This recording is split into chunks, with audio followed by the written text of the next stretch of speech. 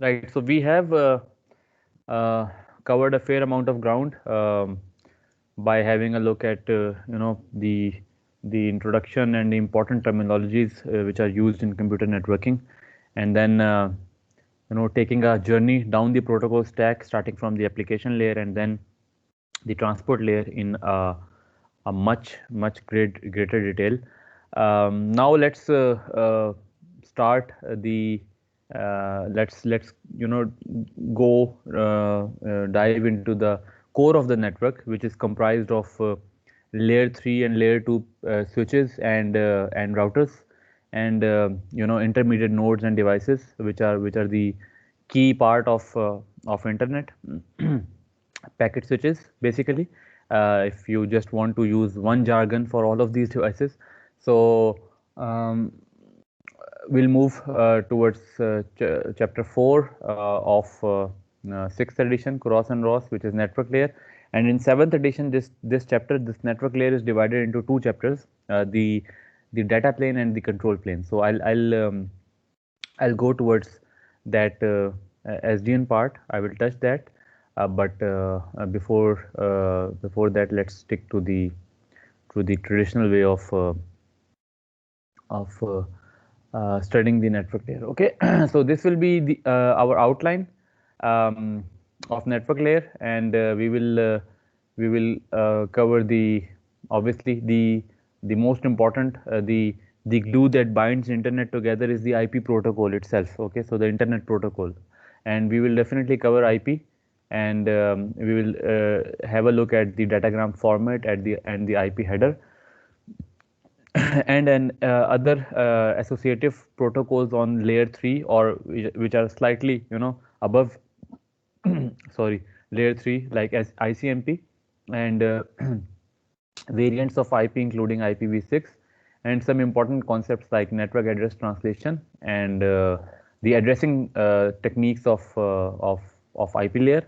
And then we have a fair amount of ground to cover in the network routing algorithms and routing protocols. So algorithms, we will just touch it in having a very short discussion maybe on them, because these are the topics of courses like, I mean, you guys must have already studied Dijkstra and Bellman-Ford and all those algorithms in courses like DSA, data structures and algorithms, and data design and analysis of algorithms. But we will be more concerned about the protocols which are using the algorithm. So algorithm is part of the protocol, but on top of the algorithm, the protocol is built by including the syntax and semantics. So RIP, which is a fairly old protocol, a routing information protocol, and then open shortest path first, and then the de facto standard of routing between autonomous systems in modern day internet since last 20 years or more, which is border gateway protocol. Okay, BGP. Right, so this is the outline that we will be following in the next maybe 2 or 3 weeks. Uh, so I mean, we know network layer is taking segment from the transport layer on the receiving host, from the sending host, and towards the receiving host. So on the sending side, the datagram encapsulates segments, and on the receiving side, the datagram is received by the IP layer, and the header of IP layer is decapsulated, and then the segment is transmitted, which is the payload, is transmitted to the delivered to the upper layer. Okay. And obviously in the intermediate nodes, we know that the router will examine the header fields in IP datagram, and on the basis of those header fields, especially on the basis of the destination IP address, it will take decisions of routing and forwarding. Okay, by looking up its own table. Okay. By the way, there is a subtle difference between routing and forwarding. So people do confuse sometimes between these words. So it's important to understand routing is the overall process. Okay, so routing algorithm determines the end-to-end path through the network. So it's an algorithm. It's a process of maintaining a table of all the paths between all possible source destination pair of the network. So for instance, if a 6 node topology is shown over here, so we will have 6 times 5 30 different source destination pairs, and we will be calculating, am I right or wrong? There will be 30 different pairs or combinations, or half of it, n into n minus 1 by 2 maybe.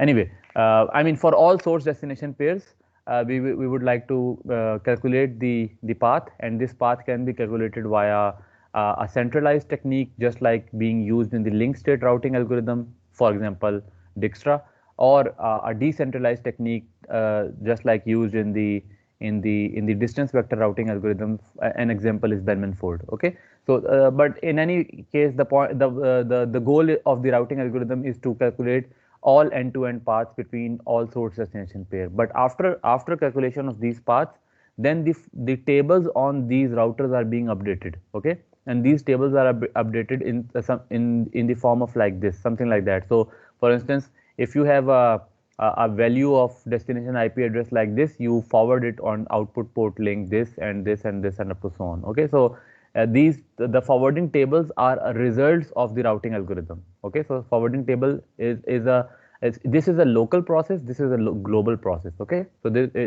it's a subtle difference, but it's important to understand. So the process of routing is a global process, and it is performed on the whole topology. It may be centralized or decentralized depending upon the way the routing algorithm is working, but the end result will be uh, end-to-end routing path for all source destination pair. And as a result of these paths, the forwarding table will be maintained, and it will be kind of communicated to to these routers, just like one of that forwarding table is shown, as a zoomed in version is being shown, and the others also have their forwarding table. Okay, and on the basis of this forwarding table, the local decision of forwarding an incoming packet at a particular port to an outgoing port is taken. Okay.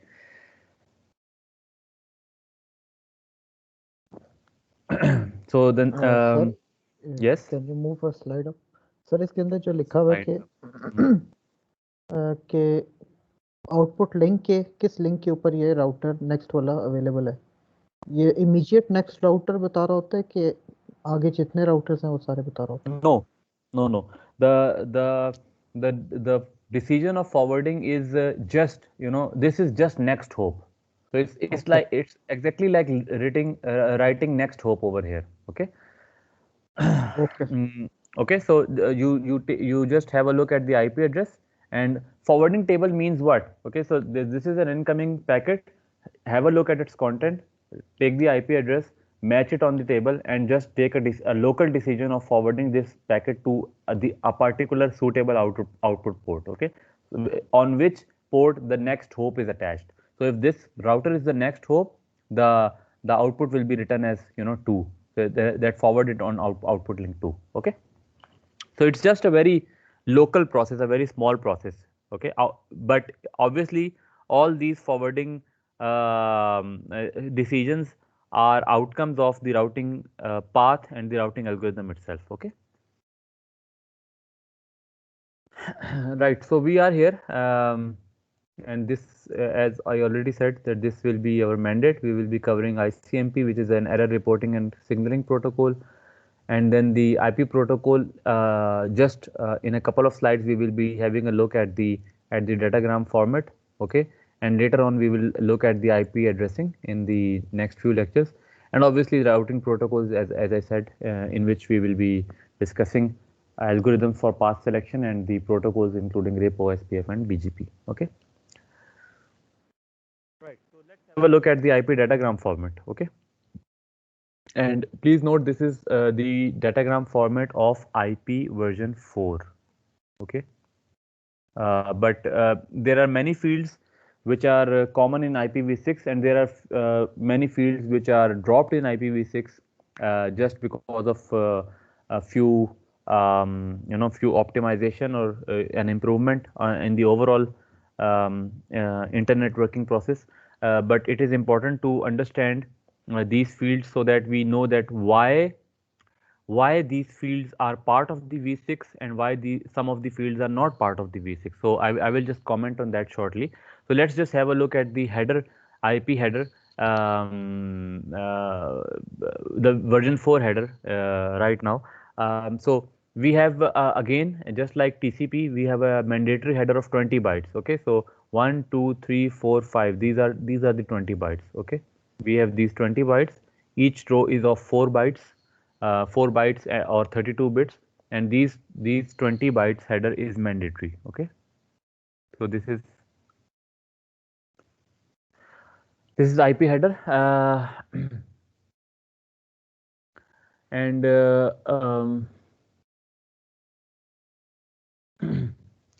and okay, just give me a minute. I There is a thing which is bothering and bringing down the efficiency of my delivery. So let me just get rid of this. Okay. Okay. So over here, the most obvious fields are these ones. We have a 4 byte of destination IP address and we have a 4 byte of source IP address. And obviously in IPv6, it's no longer a 32-bit IP address, but it's at 128-bit IP address. Okay, so it's not actually 4 bytes; it's actually 16 bytes. The the uh, the uh, the IP addresses of IP version 6. Okay, but over here we have 4 byte of destination IP address and 4 byte of source IP address, and the remaining three rows. Let's just go through them one by one. So first field is the version. Obviously we have either v4 or v6 as a version over here.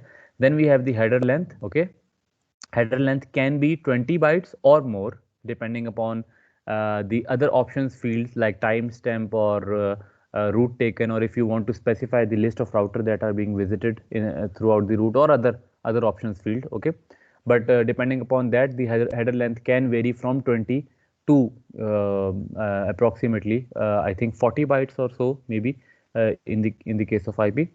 Then you have the TOS field, the type of service field, which is mostly used to identify the type of application that the datagram is carrying, and this particular field is used to associate some quality of service with a particular application, and this is the field that usually the network administrator use to identify or to associate certain service level agreements with a particular type of application or type of service. Okay, then you have the length field, which indicates the total datagram length in bytes. Obviously, it includes the payload received from the upper layer, which is the UDP segment or TCP segment, and the header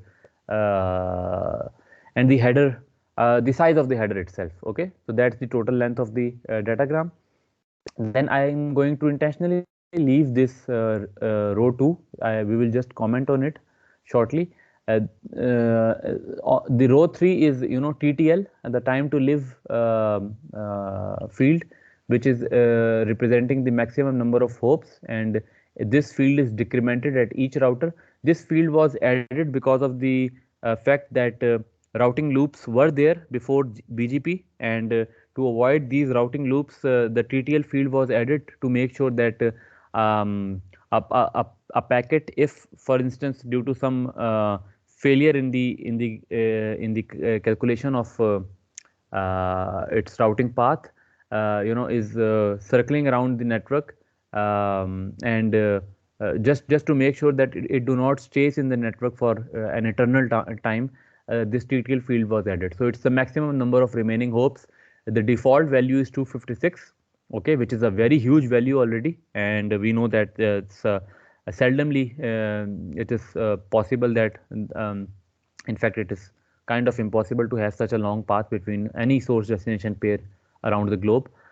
We have already seen in trace route that usually the paths are much shorter than that, and in any case 256 is a very safe value, and if it's this value is decremented at each router, and if this value is reached. If the value of 0 is reached, then this means that there is some sort of routing error, and you can the router will drop this packet. Okay. Protocol field indicate which upper layer protocol to deliver the payload to. Okay. Now it is important. We studied in chapter 1 that when the packet is received at the receiver, how the receiving end will decide that which upper layer protocol I have to deliver the packet. So obviously, if the end-to-end argument is maintained, which is the design principle of internet, then the lower layer is not allowed to peek inside the data of the upper layer. And if that is the case, that the IP cannot peek inside whether the segment belongs to TCP or UDP, then there must be some field within the IP header which tells IP that which particular layer, which particular upper layer protocol is the one to which I will deliver the payload.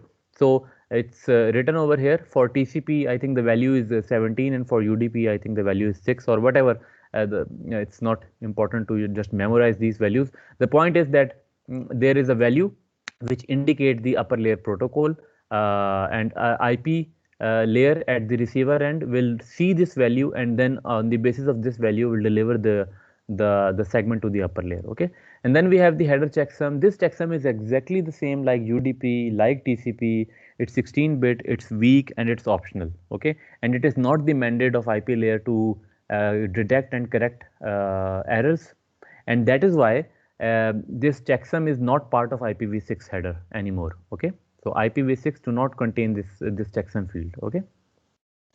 uh, right. Everything clear ji in the IP header? Any questions? Sir ये protocol जो आपने अभी explain किया दोबारा explain कर देंगे please? Protocol. Okay, so protocol field, right? So when packet is received at the receiver end, the IP layer, the IP layer will is has the authority to decapsulate its own header. Okay, so imagine at the receiver end, the packet is received. Let's say by on my laptop, the packet is received first by the layer 2 protocol Wi-Fi. The frame is received by Wi-Fi. The Wi-Fi will detach the header and the trailer of the layer 2 protocol. Okay, then it will send the datagram to the upper layer. Now the network layer will receive the datagram. Now the network layer can only operate on on its own portion, which is the IP header. Okay, and the rest is the payload. The payload is the one which I am not allowed to peek inside as per the design principle of internet, the end-to-end connectivity argument. If we want to maintain that the mm, that argument, then in its own header the network layer will see a field which is the protocol field, and this protocol field has a value which indicate that the segment belongs to which upper layer protocol. Okay. So if the value is a certain value, then it will belong to TCP. It is if it is another value, it belongs to UDP or RTP or RSTP or any other protocols. Okay, there are many protocols at transport layer. So IP will have to make a decision without looking into the contents of the segment itself, and that decision will be made based on this field, protocol field. Okay, is it clear? Okay sir. Okay. Sir ये Now, दूसरी layer के packet के अंदर देखेगा ही क्यों? उससे क्या concern है? वो तो ऐसे पूरे पैकेज उसको रिसीव हुआ है, इससे सिर्फ अपना yes, हेडर उतारना है. यस, अपना हेडर उतारना, तो अगर दूसरी लेयर के पैकेट में नहीं देखेगा तो फिर ये कैसे पता चलेगा कि किस अपर लेयर प्रोटोकॉल को मुझे देना है? ऊपर ऊपर तो ऊपर की जो लेयर उसमें बहुत सारे पोस्टमैन बैठे हुए हैं, बहुत सारे डाकिये बैठे हुए अच्छा, हैं, ठीक है ना? ठीक है. तो आपको कैसे पता चलेगा कि मैंने बगैर सेगमेंट को पढ़े, उसके कंटेंट को पढ़े बगैर कैसे पता चलेगा कि मतलब या तो उसके कंटेंट को पढ़ लें और देखें अच्छा ओके टीसीपी का हेडर अटैच है या यूडीपी का हेडर अटैच है या आरटीपी का या आरसीटीपी का आरएसटीपी का वगैरह वगैरह। अगर तो आप उसको नहीं पढ़ते हैं तो फिर आपकी अपने हेडर में कोई ऐसी फील्ड होनी चाहिए जो ये बताए कि किस अपर लेयर प्रोटोकॉल के हवाले आपने पेलोड को करना है, सेगमेंट किस से बिलोंग करता है, तो वो फिर वो फील्ड प्रोटोकॉल की फील्ड है। Okay. Sir segment serial number से नहीं पता चल जाएगा कि किस सीरियल नंबर का चला आ रहा है? सीरियल नंबर मतलब सेगमेंट नंबर पीछे भी तो पहले रिसीव होते आ रहे हैं ना, तो same series of segment Each तो। and every packet is independent. Each and that is the whole purpose of the whole concept of layering in internet. Because it is packet switch network, each and every packet is independent and they are being transmitted independently from one another. So her packet के अंदर ample information होनी चाहिए हर layer के लिए कि वो सारे operations perform कर सके। ठीक है ठीक सर। है, इसीलिए तो इतना कुछ पूरा ये कोर्स है, the whole field, the whole course and everything related to networking is because the way internet is designed and it is working today. Okay, and obviously uh, there is reason जो कि हम chapter 1 में पढ़ चुके हैं, the circuit switching is not efficient enough for the internet traffic. Okay, right. Let me ask you guys a question. What could be the reason that header checksum field is being dropped in IPv6? Anyone? Why this checksum field was dropped in IPv6? Okay, yes, we know that it is not the mandate of network layer to calculate, to detect and correct errors. So this field is like it's like unimportant or redundant. But still, I mean, why this field is dropped? There is there should be more than that reason, if there is anyone.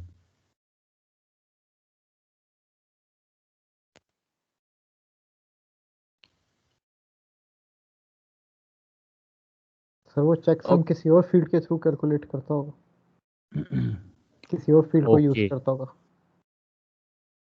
okay. Uh, and another thing is that what is the design principle of internet? I've told you guys this. What is the design principle of internet? I've noticed in many of my lectures, I keep speaking and I don't even know that my audience is present with me or not. So let me just ask, what is the design principle of internet?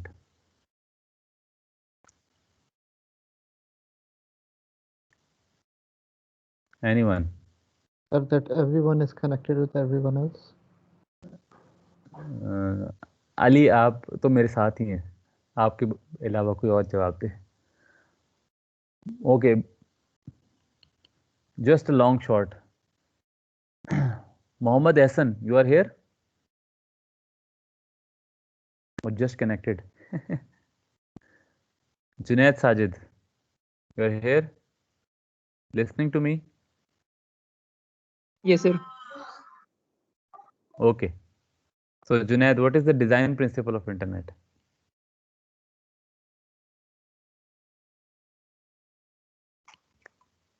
I've told you guys one sentence. Uh, keep the core. Keep the core.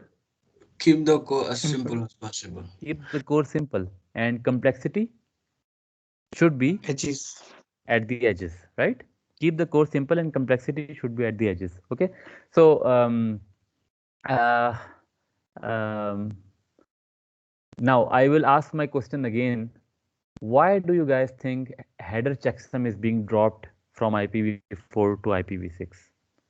IP is a protocol which is a layer 3 protocol. IP is a protocol which is not only at the protocol stack of the end systems, end host, but rather it is a protocol which is being understood and operated by all the intermediate nodes, which means all routers will understand and operate on IP. Okay, so they will decapsulate and encapsulate IP headers on the receipt of each packet. So if header checksum is there, then there will be more work for the routers. How? Yes, sir. How? Okay, if everything else remains the same, everything else, okay, if everything else remains the same, even then each router which is in the middle will have to recalculate the checksum. Now you guys should answer this question, why? If everything else remains the same, okay, if there even if there is no fragmentation, let's assume there is no fragmentation, even then, if the whole content is the same, even if the whole content is the same, after receiving a packet, each router, after receiving a packet, each router will decapsulate the IP header, and reattach the IP header. Just look at the destination IP address, just look at this particular field, make a forwarding decision, and then reattach the IP header. Everything stays the same, everything stays the same apart from one field. What is that field? Anyone? Header checksum. To make packet forwarding fast. Okay, fast packet forwarding. That one field is TTL. The time to live must be decremented, and because TTL is decremented, now the header checksum cannot be just copied the way it was calculated at the sender end. The router will need to recalculate header checksum. Okay, just because of TTL, everything else remains the same. Everything else, just because the time to live is decremented by one, the by value of one. So it was 256. TTL was 256 over here. It becomes 255 over here, and then 254, and then up to so on. Because TTL was decremented, there is a change of a single bit, but a single bit change will mean, the checksum will not remain the same. So the checksum, so all the routers for the last, 2 decades, if they are working on IPv4, they are doing this cumbersome job of decrementing the TTL, recalculating the checksum, and then attaching the IP header once again, which is, a burden on the routers, because they have to process hundreds and thousands of packets per second. And so to keep the core simple, in IPv6, header checksum is eliminated because TTL is still there in IPv6, and when TTL is decremented, the router now no longer need to calculate the checksum again. Okay, because that field is no longer the part of IP version 6 header. Right, Ji? Is it clear? Yes, sir. Okay. Uh, no, Raja, that is not the reason. The reason is what I just said. Okay, right, Ji. So let's just go ahead towards our last concept of today's lecture, which is the fragmentation itself. Okay, and if you guys remember, we already had a discussion when we discussed the concept of MTU, and one of you asked a question that the MTUs obviously will not remain the same. So let's just continue from that point. IP needs to fragment segments, and uh, this this again is being removed in IP version 6. Okay, and there is a better method instead of fragmentation, which is the MTU discovery method, which is this one. Okay, so I will just tell you guys this method, but before that, we need to understand the fragmentation as well. So large IP datagram is desirable to amortize the cost of header. Obviously, if datagram size is large, then the header attached to it will be a low percentage of the total length of the datagram, and that is what we want. Because if we are transmitting smaller packets and attaching headers to those packets, then that basically means that for a usable message or content of application layer, we are spending a significant amount of network bandwidth and work on the delivery of headers themselves. Okay, this is not what we want. Okay, but having said that, we have to attach all those headers with each of the datagram, with each of the packet. And let's see that how MTU size affect this thing. So we already know that MTU is maximum transfer unit, and this is the value, this is the proper field which is being governed by the layer 2 protocol. And we know that different layer 2 protocols offer different MTU sizes. Okay, so for instance, Ethernet has an MTU of 1500 bytes, Wi-Fi has an MTU of 2300 bytes, and point-to-point protocol PPP has an MTU of 576 bytes. This is also a layer 2 protocol. So layer 2 protocol is saying something like that to the upper layer, that this is my MTU, this is my maximum transfer unit. And obviously, when you create the segment, you should take this MTU into consideration. We have already studied that. Now we know that the MTU is not same on the entire path. Okay, so For instance, even in this example, let's continue this example. And for example, this machine is attached with Wi-Fi. The MTU is 2300. Over here is Ethernet, and over here is point-to-point protocol, and then again this is Ethernet. Okay, so we know that all these links support different MTUs. Now, if the sender do not discover the lowest MTU, one method is to discover the lowest MTU. This is the good, this is the better method. Okay, but if senders do not discover the lower MTU, the sender will create segments based on the MTU attached to its own link. Okay, like so based on the layer 2 protocol that is attached to its own. Okay, in the case of Wi-Fi, it may be creating a fragments of size 2260. I mean, subtracting the network and transport layer header, and then when this particular segment is transmitted, it is not supported. So incoming link has an MTU greater, but the outgoing link has an MTU lower, and then this segment will be fragmented into two segments which are being supported at the Ethernet, and then up to so on, further fragmentation and up to so on. So that's a tedious job. Okay, although in IPv6 it is not there, it is removed, but still it's a very important concept in networking, and we need to understand the concept of fragmentation. Okay, so it's something like that. It's shown over here. A large IP datagram is divided and fragmented. Okay, just like this. So we have an incoming datagram. This blue part shows the header, and the red part shows the content of the datagram. You can say it as a payload.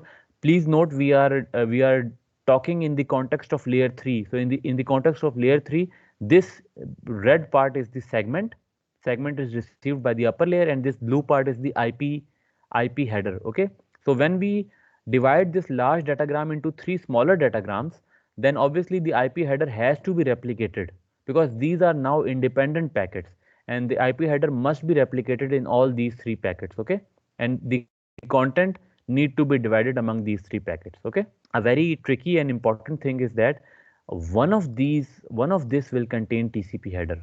The TCP header is not replicated. Please note, the fragmentation is performed by the routers themselves. So when the router is performing the fragmentation, the routing is dealing in terms of datagram, and the datagram is what? A datagram is payload from the upper layer, which is segment, plus header of that layer, which is the network layer. So payload from the upper layer, segment, plus header of network layer. This becomes a datagram.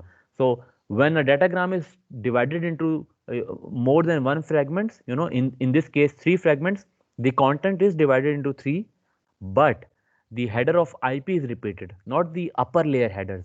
Okay, so this is a very important thing. Okay, so let's see how this fragmentation and reassembly take place, and we are dealing with this second layer. Was there a question? No. Okay, Salar, please mute your mic. Um, okay, right. So the concept is clear to sir you guys? Fragmentation के तो headers तो सबके same रहेंगे ना, मतलब I mean हर एक individual header होगा जिसके अंदर ये सारी इन्फॉर्मेशन होगी. Yes, this is just photocopy of the same header, but no. But this field will be different. This one, I'm just going to comment on this field. This 16-bit identifier. There will be slight changes in this field. Okay, slight changes in this field, this particular field, this one.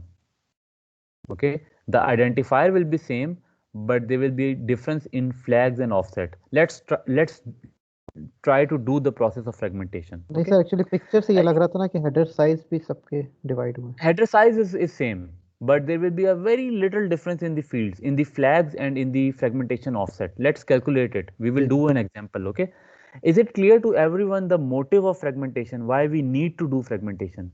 Okay, so network links have, this is written right over here, the network links have MTU, largest possible data from network layer that can fit inside a link, but different types have different MTUs, and obviously to support that we need to either fragment, or we need to either discover the lowest MTU throughout the path. Okay, this is the best method. This method is good, but still we should understand the process of IP fragmentation, because it's a very important concept. Okay. Uh, Although it's removed in V6, but it's not like that.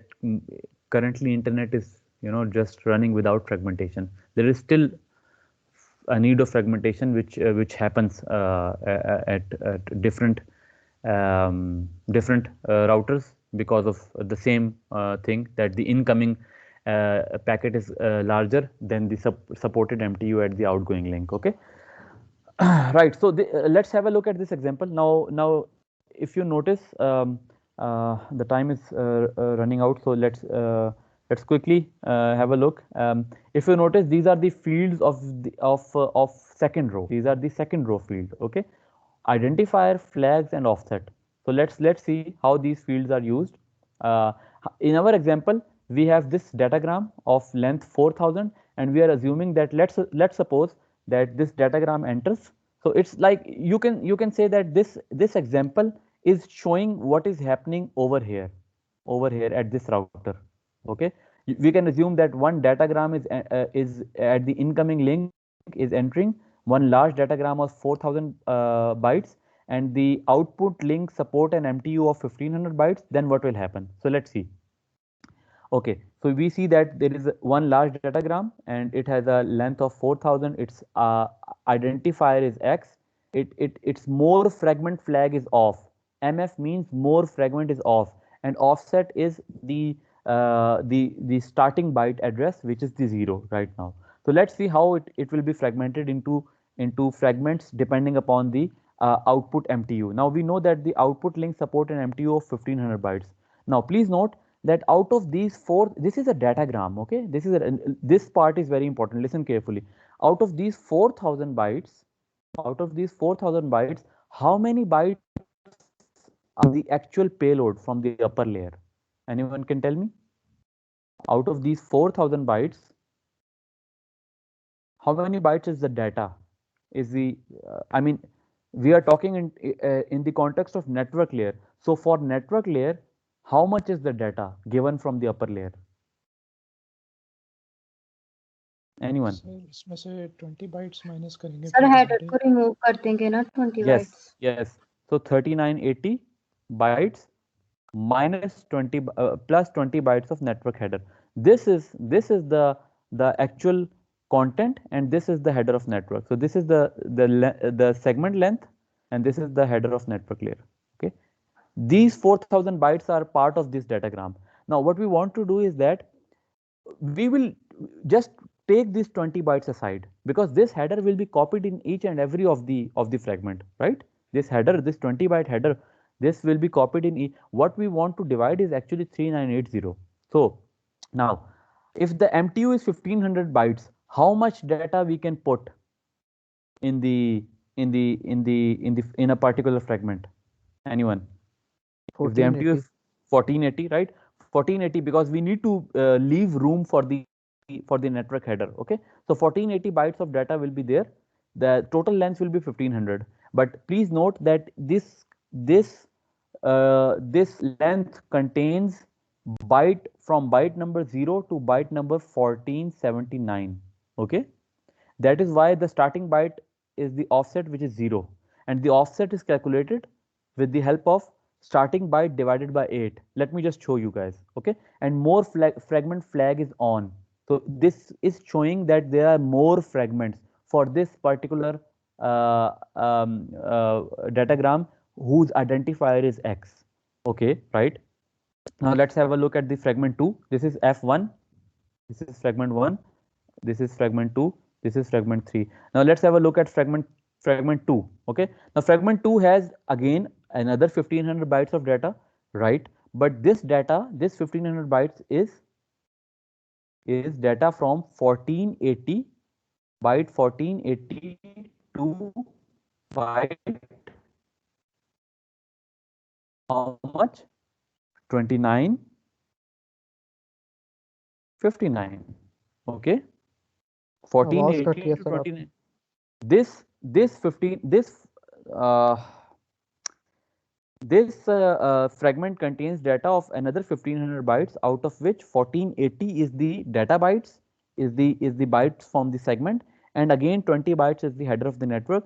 But this 1500 will have data from 1480 to 2959. Okay, okay, 1480 to 2959. Yes, sir. Okay, and the offset is calculated by dividing the starting byte to 8. So if we divide 1480 by 8, just like it's mentioned over here, the offset is calculated, which is 185 right here. And this is fragment 2, and there are more fragments, so more fragment flag is on. It is 1, and the identifier is same. Okay, now please, now you notice that how these three fields are, you know, enough for the receiver to actually combine these fragments in the form of one segment. I will just come to the reassembly part. Just let me finish with the third fragment. Now how much bytes are left for the third fragment? Now notice that out of 1380 we have put 1480 plus 1480 means 2960 bytes. Okay, we have put 2960 bytes. How much is left? We are left with 1020. 1020, thank you, very good. 1020 plus 20 bytes of network header. Okay, 1020 plus the network header of 20 bytes, which makes the total length of the datagram as 1040. Identifier again is the same. More fragment flag is off. There are no more fragment. This is the last fragment. Okay, and the offset is 370, which is calculated by dividing the starting byte. And please note that this 1040 contains 2960 onward 3979. So actually, please note, we have encapsulated, we have divided the total data of 0 to 397, because the data, it has 3980 byte of data starting from 0th index to 3979th index. Okay, total data, and we have put 0 to 1479 in this one. Okay, 1480 bytes, another 1480 bytes in this one, which is 1480 to 2959, and another 1020 bytes in this one, which is from 2960 to 3979. And if we divide 2960 by 8, we will get this offset of 370. Okay, and when a receiver receive all these fragments, please note there is a principle that once a datagram is fragmented into fragments, then the reassembly will only take place at the receiver. And this principle is to again make sure that although router has to perform all this tedious job of fragmentation, but at least router don't have to perform the tedious job of reassembly. So that once a datagram is fragmented, the reassembly will take place at the receiver end. Okay, but when the receiver will receive all these fragments, the IP layer of the receiver can easily combine these three into one fragment, because the identifier is suggesting that these three fragments are part of one fragment. The more fragment flag is suggesting that there are more fragments, and then this means that I am the last one, and the offset suggests that how you should combine the three fragments. So 0 means this is the starting fragment, 185 is the next offset, and then 370. So these three fields alone are enough for the reassembly as well. Okay, so this is the concept of fragmentation, and I've shown it with the help of an example. I just want you to guys to have a look at the rest of the two slides, which contains the procedure of fragmentation. I've just told you guys this procedure. Okay, router breaks up datagram, copies IP header, adjusts the length, set the offset, set the more fragment flag, recompute checksum. Now this is IPv4, so every time if there is a change, whether in TTL or in fragment, you have to recompute checksum. Okay, and then in the reassembly, a receiving host will use the identification field and the fragment flag and the offset to complete the datagram. Okay, and these are the disadvantages of fragmentation. Obviously, fragmentation means that router has to do a lot of work. Fragmentation of fragment is also supported, which is shown in this slightly more complicated example. So it is shown that this one fragment is divided into three, and then this one is divided into further two. So when the receiving host will receive, it will receive 1, 2, 3, and 4, these four fragments. Okay, so this one is divided into further two, and this is also possible. And losses get magnified means if one of these fragment got lost, one of these, all everything will have to be retransmitted, everything, because for the upper layer, for the TCP, this is one segment. So TCP will just ask for one retransmission. For TCP, at the receiving end, it is not possible to just ask for retransmission of this particular portion of the datagram, which is in the form of fragment 3. Okay, so the losses do get magnified, and I have already told you guys that the TCP header will be only in one of those fragments. Okay, the TCP header is not copied. Okay, and obviously the better approach is to do the path discovery. So this can be done with the help of ICMP. So I'll just cover it in the lecture of ICMP. But the process is very simple. It's just like testing with different MTU sizes, and then at the end, the lowest MTU on the path is being discovered. Okay, and then the next fragments during the transmission are transmitted with the help of this MTU. So I just gone through all the last 3 slides a bit quickly, but the process is quite clearly explained in this example. You should go through this example. It's not that difficult. Again, if you notice, this is the row 2 of IP header. Please note identifier, flags, offset, identifier, flags, offset. Okay, and then the length and all those things, and the byte ranges are mentioned just like I mentioned it in this example. Okay, I mentioned the byte ranges, how the bytes are encapsulated in all those fragments. So please go through this example by yourself. It's taken from the book of Berose Frozen. Okay, ji. So any question from anyone?